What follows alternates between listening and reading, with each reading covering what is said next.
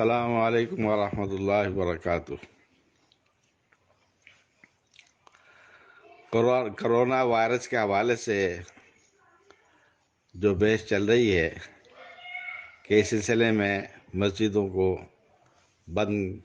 کرنا چاہیے یا نہیں کرنا چاہیے، میرا موقف اس سلسلے میں یہ ہے کہ احتیاطی تدابیر تو اختیار کرنے کا حکم ہے، ان کو ہی اختیار کرنا چاہیے، لیکن احتیاطی تدابیر میں اس حد تک نہیں جانا چاہیے کہ مسجدیں ہی بند کر دی جائیں۔ یہ احتیاطی تدابیر سے بڑھ کر اقدام ہے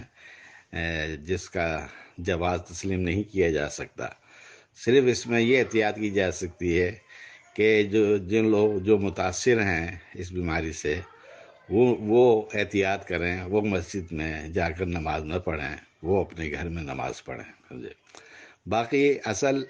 چیز جو یہ ہے کہ اللہ تعالیٰ کی ذات پر اعتماد اور توکل رکھا جائے اور اسی طرف رجوع کیا جائے، توبہ استغفار کا اہتمام کیا جائے، اور جو مناسب احتیاطی تدابیر ہیں وہ ان کو اختیار کیے جائے، لیکن مسجدوں کو بند کرنے کا جواز نہیں ہے۔ تاہم حکومت اگر بالجبر یہ کام کر رہا ہے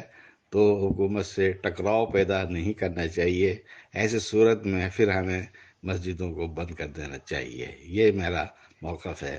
باقی اس سلسلے میں جو علماء کے درمیان آیات کے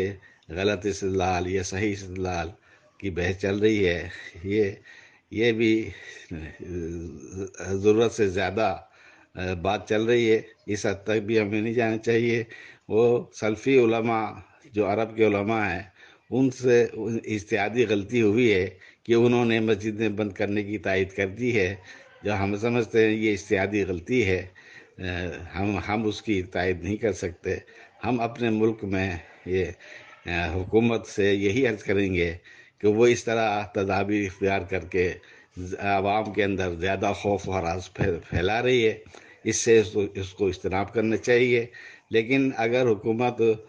کے سامنے کوئی ایسی مصلحتیں ہیں جن کا ہمیں علم نہیں ہے تو وہ اپنے طور پر اس طرح کرتی ہے، تو پھر حکومت سے ہمیں ٹکراؤ نہیں کرنا چاہیے، ایسی صورت میں ہماری بات مان لینی چاہیے۔